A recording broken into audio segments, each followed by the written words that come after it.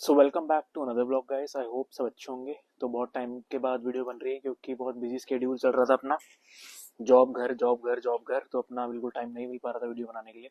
Sir इस video में different types of visa की बात करूंगा। राइट, आप अपनी प्रोफाइल इवेलुएट करके आप डिसाइड कर सकते हैं कि आपके लिए कौन सा वीज़ा बेस्ट रहेगा। So without wasting any time video start करते हैं। सो पहले हम बात करेंगे मोस्ट कॉमन वीज़ा की, जो आपको भी पता ही होगा I hope, skilled worker visa. Right, skilled worker visa क्या होता है? तो बेसिकली आपको किसी एम्प्लॉयर से स्पॉन्सरशिप वीज़ा, जिसको हम टीयर टू वीज़ा भी बोलते हैं।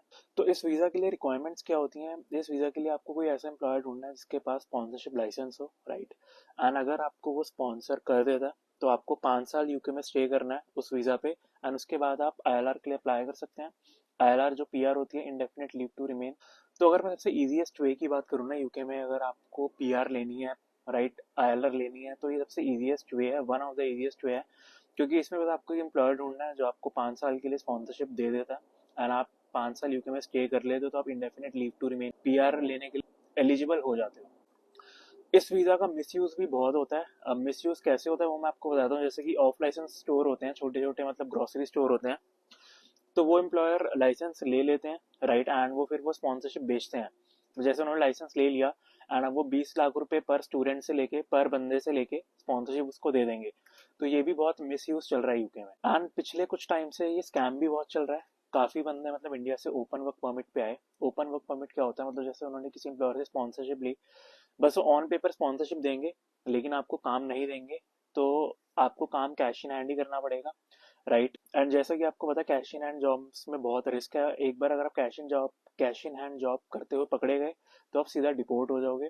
तो ये बहुत बंदों के साथ स्कैम हुआ है। राइट, मुझे भी मतलब बहुत बंदे यूके में मिले हैं जो ओपन वर्क परमिट लेके आए एंड उनको यहाँ पे काम नहीं मिला। तो वो 2 3 4 महीने यहाँ पे रह के इंडिया वापस चले गए। तो मैं आपको एडवाइस करूंगा कि यार आप स्कैम से बचें, क्योंकि बहुत ज़्यादा स्कैम चल रहा है। अगर आप स्पॉन्सरशिप कहीं से ले रहे हैं तो मेक श्योर कि आप मतलब प्रॉपर वेरीफाई करें बंदे को, एम्प्लॉयर को, कि आपके साथ ऐसा कोई सीन ना हो। सो अब हम बात करेंगे सेकंड कैटेगरी की। सेकंड कैटेगरी में अपना आता है ग्लोबल बिजनेस मोबिलिटी वीज़ा। तो ये वीज़ा यार बहुत मतलब इंटरेस्टिंग है, उन बंदों के लिए है जो ऑलरेडी मल्टीनेशनल कंपनी में काम करते हैं। सपोज मैं एग्जांपल देता हूँ, आप डिलॉयट में काम कर रहे हैं या केपीएमजी में काम कर रहे हैं, राइट, इंडिया में, एंड आप मतलब इंटरनल ट्रांसफर ले लेते हो। तो इस वीज़ा से बेस्ट वीज़ा नहीं है। मैं आपको एक इंसिडेंट भी बताता हूँ इस बारे में। मेरा एक फ्रेंड था, मतलब he used to be my subscriber, अब मेरा वो फ्रेंड है। तो उस भाई ने मुझे कांटेक्ट करा था आज से 1.5 साल पहले। वो इंडिया में मतलब काफ़ी अच्छी पोजीशन में मल्टीनेशनल कंपनी में था एंड उसके पास चांस भी था ट्रांसफ़र लेने का। लेकिन भाई ने ट्रांसफ़र ना लेके भाई स्टूडेंट वीज़ा पे आया। एंड बाद में भाई ने रिग्रेट भी करा इस चीज़ को लेके कि उसको स्टूडेंट वीज़ा पे नहीं आना चाहिए था। मैंने भी ये एडवाइस करा था। तो मैं आपको यही एडवाइस करूंगा, अगर आप लाख 1.5 लाख पौने 2 लाख महीने का इनकम है आपकी, इतना आप कमा रहे हैं इंडिया में, तो आपको स्टूडेंट वीज़ा पे आने की कोई ज़रूरत नहीं है। आप ट्राई करें कि आप इसी वीज़ा पे आए इंटरनल ट्रांसफ़र लेके। इसके लिए आपको अपने मैनेजर से, एचआर से बात करनी पड़ेगी। राइट, अगर आपकी कंपनी सपोर्टिव है एंड अगर क्लाइंट रिक्वायरमेंट्स है तो ज़रूर आपकी कंपनी आपको बाहर भेज सकती है। मतलब बहुत अच्छे चांसेस हैं। मैंने भी बहुत लोग ऐसे देखे हैं जो अच्छी मल्टीनेशनल कंपनी में ऑलरेडी इंडिया में थे एंड इंटरनल ट्रांसफ़र लेके यूके आए हैं एंड उनका पैकेज भी काफ़ी अच्छा है। एंड जो इनिशियल स्ट्रगल होता है स्टूडेंट का, वो भी उनको नहीं देखना पड़ेगा। तो अगर आपके पास ये अपॉर्चुनिटी है तो बिल्कुल मिस मत करना। तो हम बात करते हैं थर्ड कैटेगरी की, health and care worker visa. तो यार health and care worker visa के मतलब नाम से ही पता लग रहा है कि आपका प्रोफेशन, अगर आप नर्स हैं या आप सीनियर हेल्थ केयर वर्कर हैं, राइट, तो आपके बहुत अच्छे चांसेस है इस वीज़ा के लिए अप्लाई करने के लिए। एंड इस टॉपिक पे पूरी सेपरेट वीडियो बनाई हुई है वैशाली के साथ, जो यूके में रजिस्टर्ड नर्स है एंड वो इंडिया में आई थिंक इसी वीज़ा के ऊपर आई है। आप आई आइकन पे क्लिक करके वो वीडियो चेकआउट कर सकते हैं अगर आपका भी सेम प्रोफेशन है। और अगर मैं बेसिक रिक्वायरमेंट्स की बात करूं तो आपको इस वीज़ा के लिए सिर्फ आपको इंग्लिश प्रोफिशिएंसी टेस्ट क्लियर करना है। राइट, उसमें आइल्स होता है एंड आई थिंक एक ओटीई या ओईटी ऐसे करके कुछ टेस्ट होता है, आपको वो क्लियर करना है एंड बहुत ईजी अप्लाई करना है वीज़ा। तो अगर आप इस कैटेगरी में फॉल हो रहे हैं, राइट, तो ये बहुत ज़्यादा बेनिफिशियल है आपके लिए एंड इतना कॉम्प्लिकेटेड भी नहीं है वीज़ा अप्लाई करना। तो अब हम बात करते हैं ग्रेजुएट वीज़ा की। ग्रेजुएट वीज़ा जिस वीज़ा पे मैं भी मतलब करंटली हूँ। तो ग्रेजुएट वीज़ा क्या होता है? सपोज आप यूके में है मास्टर्स करने या बैचलर्स करने, तो आपकी स्टडीज़ कंप्लीट हो गई तो उसके बाद आपको 2 साल का वर्क परमिट मिलता है, जिसको हम अदर लैंग्वेज में पोस्ट स्टडी वर्क परमिट भी बोलते हैं, पीएसडब्ल्यू, या हम ग्रेजुएट वीज़ा भी बोलते हैं। तो अभी 2 साल का वीज़ा मेरा चल रहा है, ऑलरेडी 6 महीने हो चुके हैं, तो 1.5 साल का वीज़ा अभी भी रिमेनिंग है।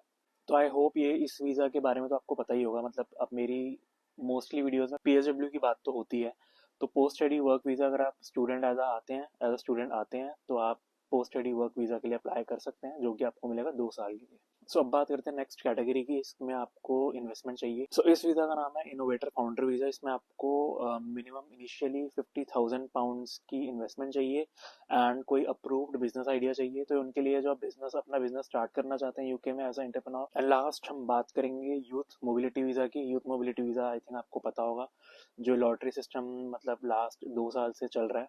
तो अगर इस वीज़ा में आपका नाम आ जाता है तो इसमें यार आपका मतलब सबसे कम एक्सपेंस, मतलब बात करूँ तो मैं 2 से 3 लाख का टोटल खर्चा आएगा और आपको 2 साल यूके का वर्क परमिट मिल जाएगा। यूथ मोबिलिटी वीज़ा, जिसको हम लॉटरी वीज़ा भी बोलते हैं।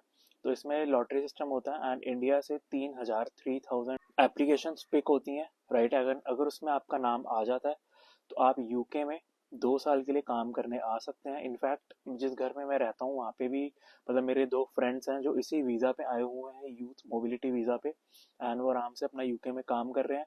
खर्चा उनका 3 या 4 के बीच में आता है।